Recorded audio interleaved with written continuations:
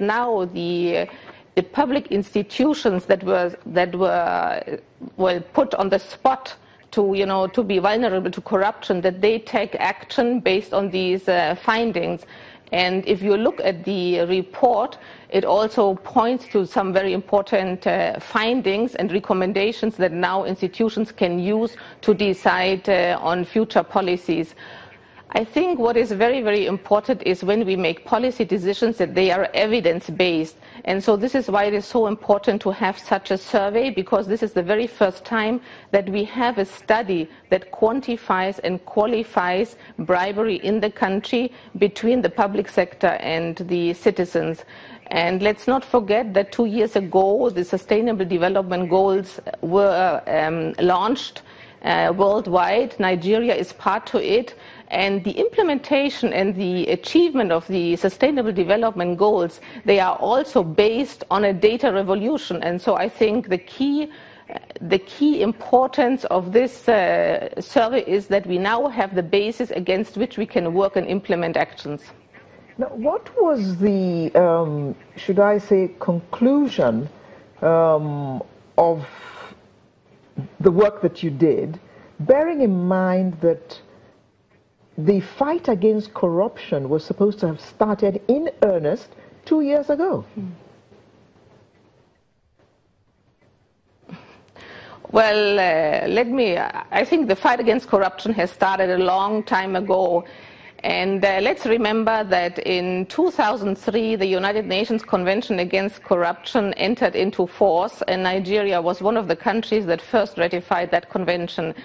And that convention actually sets out a series of measures that have to be applied comprehensively in any country in the world.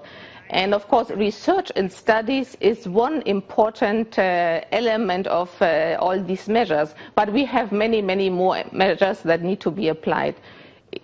It went off. I don't hear anymore.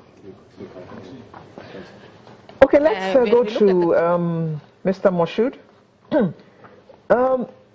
The police is a very important factor in all of this. And we note that the force was quick to react to this report, telling us that they have keyed into the change begins with me mantra and all that. But we all know what the facts are. Okay, I don't think we lost the signals from that side. We'll reconnect with our Abuja studios, but let's come back to Mr. Bani. Yeah, homegrown.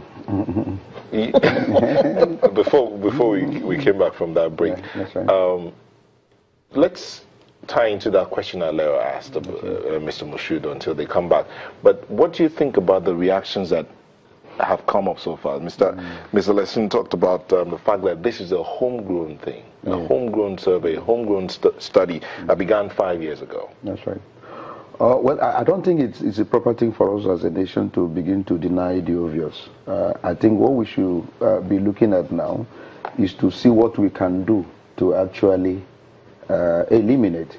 We may not eliminate corruption completely, but what we can do to reduce the level and impact on our national treasury, and then begin to probably strive towards developmental efforts with the kind of money Nigeria is generating. So the issue of denial may not be the appropriate thing for us to do now, because everyone in this country knows the obvious, that Nigeria is actually corrupt, and there is no particular sector that is actually exempted. But the point is that what do we do? What are the policies you put in place in order to discourage corruption? Now, the present government have done some certain things. You know, the TSA thing they implemented, the issue of bidding process now for public contract and all that, you try to sanitize that sector a bit, but there are so many areas you have left uncovered. You know, the issue like Nigerian police they are talking about, the issue of demanding money before you are bailed at the police station is still ongoing. The issue of policemen stopping you on the road and demanding money, even when offense has not been committed, is still there. The issue that you go to public service for ordinary thing, you know, signing of files or pushing of files, you have to give money. And sometimes they do it to the extent that you become ashamed of yourself if you don't. They will, you know, you go to bank, even up private sector.